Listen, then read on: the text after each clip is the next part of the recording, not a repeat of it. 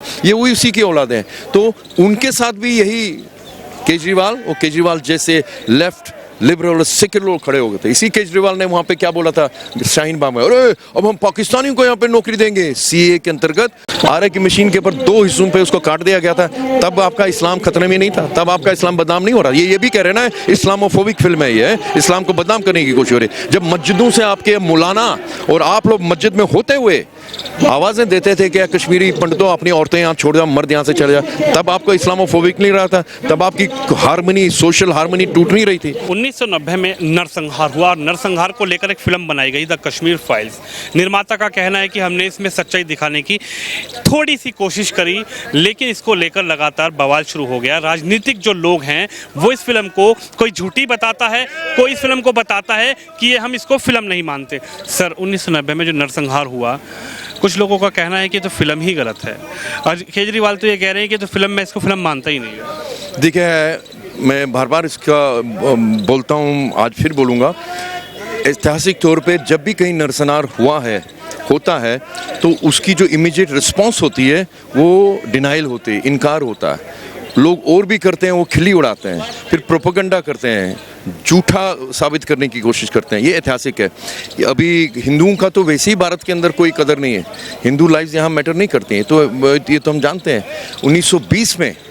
1920 में जब मोपला कत्लेआम हुआ था, नरसंहार हुआ था, मोहनदास करमचंद गांधी ने तो इतनी इनसेंसिटिविटी दिखाई थी कि एनी बेसेंट ने उनको फटकार लगा दी थी। फिर 1946 में जब डायरेक्ट एक्शन जिन्ना के रजाकारों ने के बंगाल में किया, दिनों तक वहाँ पे हिंदुओं की लाशों को गिद्ध खा रहे थे, कोई फ़र्क नहीं पड़ा। तब भी मोहनदास करमचंद ने चुप्पी साध ली। उसके बाद 1947 में आपने 1947 में लाखों करोड़ों हिंदू और सिखों को पाकिस्तानी दरिंदों के हवाले छोड़ दिया, ये जानते हुए कि पाकिस्तान मुसलमानों के लिए बना है, 2 नेशन थ्योरी के नाम पे बनाया किसने? 14 अगस्त 1947 को हिंदुस्तान में पैदा हुए लाखों हिंदुस्तानियों ने अपनी भारत माता के साथ गद्दारी की, जिन्ना की 2 नेशन थ्योरी के नाम पे कि मुसलमान और हिंदू इकट्ठे नहीं रह सकते, पाकिस्तान बनाया। लेकिन ये भी दुर्भाग्य है, उनमें से 90% जिन्होंने 1946 के प्रादेशिक इलेक्शंस में जिन्ना का 2 नेशन थ्योरी के ऊपर पाकिस्तान के नंबर वोट दिया, उनके 90% यहीं रह गए। ये उनकी औलादे हैं जो जिन्ना, ये जो बाद में वोटावोटी कर रहे हैं, जो इस्लामिस्ट हैं, हिंदुस्तान के टेलीविजन के ऊपर पूछते हैं कि भगवान राम का बर्थ सर्टिफिकेट दिखाओ, ये बताओ कि वहीं पैदा हुए थे, या सीए का शाहीन बाग में उन्होंने इतना उसका रुकावट डालने की कोशिश की, ये वही उसी की औलाद हैं। तो उनके साथ भी यही केजरीवाल और केजरीवाल जैसे लेफ्ट लिबरल और सेक्युलर लोग खड़े हो गए थे। इसी केजरीवाल ने वहाँ पे क्या बोला था शाहीन बाग में, अरे अब हम पाकिस्तानियों को यहाँ पे नौकरी देंगे। सीए के अंतर्गत उन बचे हुए 25% थे 1947 को हिंदू और सिख, उनसे पूछ के आपने बंटवारा नहीं किया था, वो गरीब थे, यहाँ तक नहीं पहुँच पाए, वो पाकिस्तानी नहीं बने, उनको आपने पाकिस्तानी बना दिया। तो ये कह रहा है, इसकी हिम्मत देखिए कि पाकिस्तानियों को यहाँ नौकरी देंगे, और यहाँ पे मुसलमान जो वहाँ पे रोहिंग्याज आए हुए, जो अपने देश के साथ जिन्होंने वहाँ बगावत की, वहाँ पे अलगाववादी हैं बर्मा के, उनके साथ वही होना चाहिए। किसी भी राष्ट्र में जो अलगाववादी हो, धर्म के नाम पे अलगाववाद करते हो, उनके साथ वही होना चाहिए जो उनको रोहिंग्या के साथ हुआ। अब आपने उनको यहाँ पे गर्जवाई बना के रखा हुआ राष्ट्र स्टेट गवर्नमेंट ने, तो उनके प्रति इनकी सहानुभूति है, क्योंकि वो मुसलमानों के वोट लेना चाहते हैं। तो हिंदुस्तान के मुसलमानों को रोहिंग्यास के लिए मुसीबत है, ये प्यार मोहब्बत है तो मानता हूँ, लेकिन दुर्भाग्य है कि हिंदुस्तान के हिंदुओं को हिंदू के बारे में संवेदना नहीं है, ये दुर्भाग्य है। और ये परिस्थिति अब बदल रही है, इसलिए जब वो खिल्ली उड़ाता है, उसके बाद बड़ी चतुराई के साथ उन्होंने कोशिश की और ये चतुर पॉलिटिशियन है, बड़ी चतुराई के साथ उन्होंने क्या किया, अपना जो है, जो सारा जो उनके ऊपर ब्लेम आ रहा था कि उन्होंने कैसे मजाक बना दिया पार्लियामेंट, उनके असेंबली के अंदर उनके जो सहयोगी जो बैठे थे वो लोग, कैसे उन्होंने खिल्ली उड़ाई, क्या किस पे खिल्ली उड़ाई, रेप, बलात्कार, सामूहिक बलात्कार का मजाक उड़ाया उठाने, गिरजा टिक्कू का मजाक उठाया उन्होंने। हमारी सरला भट्ट थी, वो नर्स थी वहाँ पे, उसको बलात्कार करके उसका नग्न शरीर सड़कों पे फेंका, उसकी बॉडी के ऊपर Jammu Kashmir liberation front cigarette के बिट्स से जला के लिख दिया था, उसका मजाक उड़ा रहे थे आप। तो ये आपको समझना पड़ेगा कि हिंदुओं का जो नरसंहार है, ये चल रहा है 1900 कंटेम्प्रेरी सेंस में 1920 से चल रहा है, तो इसको रोकना पड़ेगा आपको। 1920 से चल के 47 में हुआ, 1990 में भारत की सेक्युलर नाक के तेले 40 साल आज़ादी के बाद कश्मीरी हिंदुओं का नरसंहार होता है। उमर अब्दुल्ला कह रहे हैं कि मेरे पिता की तो कोई गलती नहीं थी, फारूक अब्दुल्ला की तो कोई गलती नहीं थी, वो तो चाहते थे कि ये रुके, लेकिन फिर भी नरसंहार हुआ, फिर भी वहां पर ऐलान होता। मस्जिदों से क्या ऐलान होता था सर? अरे सर, अभी जो ये पिक्चर बनी है ना, ये डायरेक्टर खुद कर रहे हैं, उन्हें एक छोटा सा बिंदु अंश उन्होंने प्रस्तुत किया। अगर वो पूरी परिस्थिति दिखाएंगे तो 1-2 किलोमीटर लंबी फिल्म बनेगी। कश्मीर की मस्जिदों से, ए कश्मीर के मुसलमानों, हिंदुस्तान से आज़ादी का मतलब अल जिहाद अल जिहाद। ए कश्मीरी पंडितों, अपनी औरतें यहाँ छोड़ जाओ, मर्द यहाँ से निकल जाओ। कश्मीर में रहना होगा, अल्लाह अकबर कहना होगा। यहाँ क्या चलेगा, निज़ाम मुस्तफ़ा।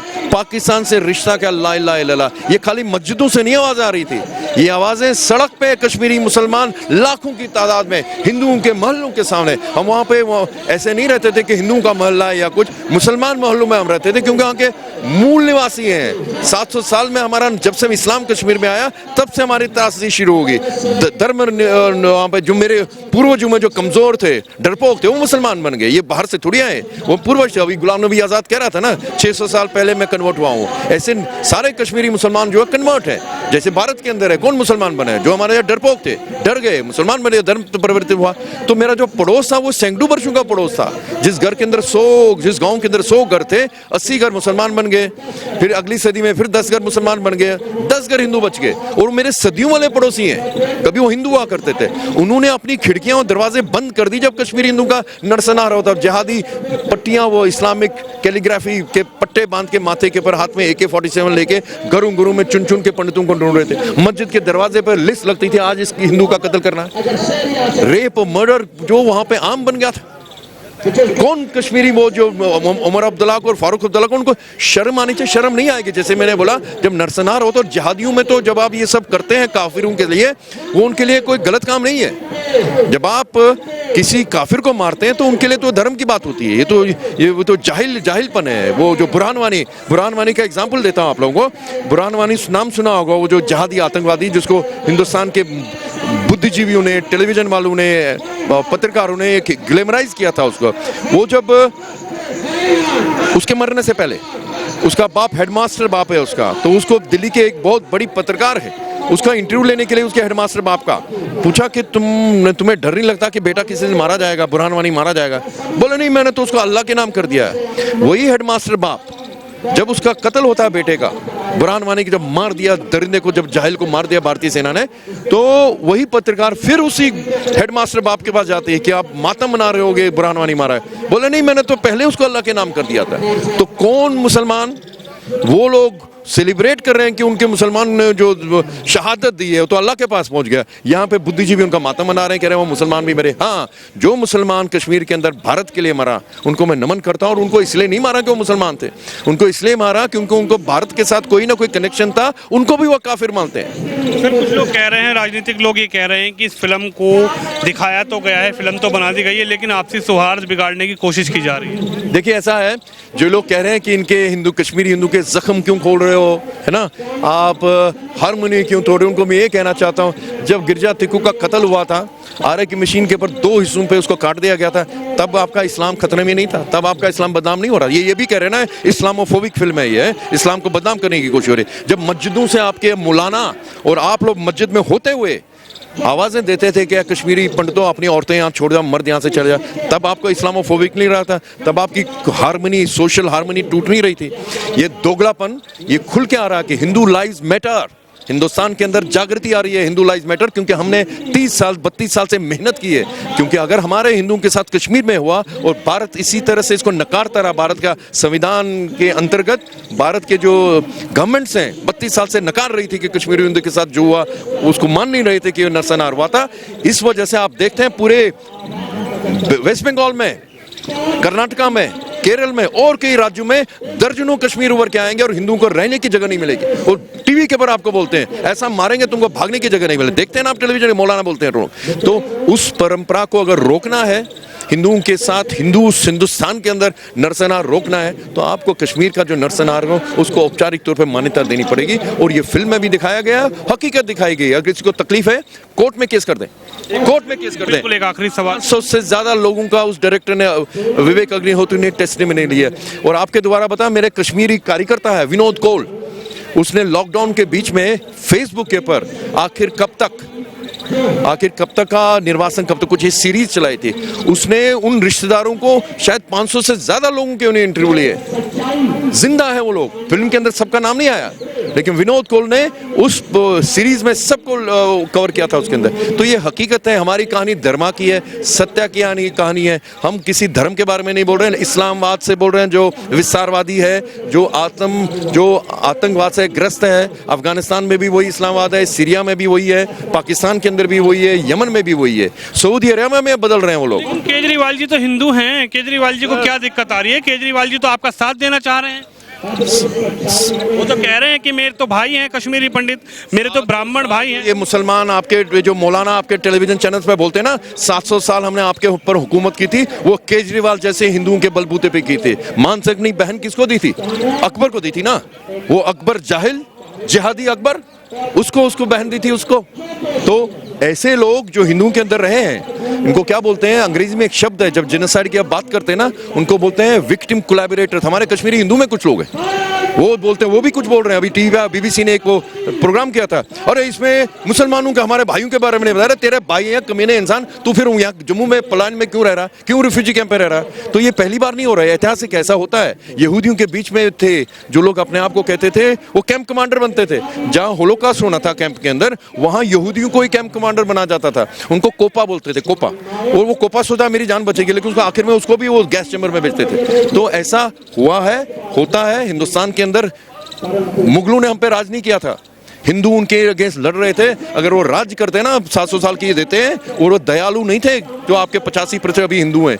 आप लड़ते रहे, सिख गुरु ने अपनी शीश दिए हिंदुओं के लिए, मराठाओं ने अपनी जानें कुर्बान कर दी, अहोम सैनिक लड़ते रहे, पूरे राजपूतों ने अपनी कुर्बानियां दी। तो उनका राज्य नहीं था, उन्होंने राज्य स्थापित करने की 700 साल कोशिश की, लेकिन कामयाब नहीं हुए। हिंदू लोग लड़ते रहे, हिंदू रेजिस्टेंस हमेशा रहती रही है। वो आज भी है, आज भी कुछ लोग हैं, चंद लोग हैं, लेकिन रेजिस्टेंस है। अभी देखिए ना, फिल्म की वजह से कोने कोने, भारत के कोने कोने में खाली हम कश्मीरी हिंदू के साथ वो जुड़ नहीं रहे, खाली उनको इस बात का एहसास हो रहा है जो 32 साल से हम कह रहे हैं, सुन लो, मान लो, देख लो, नहीं तो तुम्हारी हालत भी हिंदुस्तान के में रहते हुए होगी। हुआ ना अभी वेस्ट बंगाल में इलेक्शन के बाद क्या हुआ?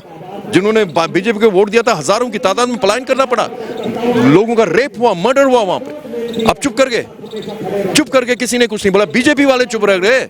उनको मीडिया वालों ने बोल दिया कि और बीजेपी तो बुरी तरह से हार गई बंगाल के अंदर। वो मनोवैज्ञानिक वो टारगेटिंग की थी उनकी, और वो सोच के हम तो हार गए। 77 MLA आए बीजेपी को, 38% वोट आया। मैं उनको ललकारता था उन दिनों में, जब हमें बंगाल से फोन आते थे, भैया हमारी जान बचाओ, हमारे लिए कुछ करो। तो उनको था, कमीने 77 लोग तुमको जिन्होंने वोट दिया उनके लिए तो बाहर निकलो, कहां बिल में छुपे हो? मिथुन चक्रवर्ती, वो तो मुख्यमंत्री बनने के वो कैंडिडेट था, उसको मैं ललकारता, कहां है तू?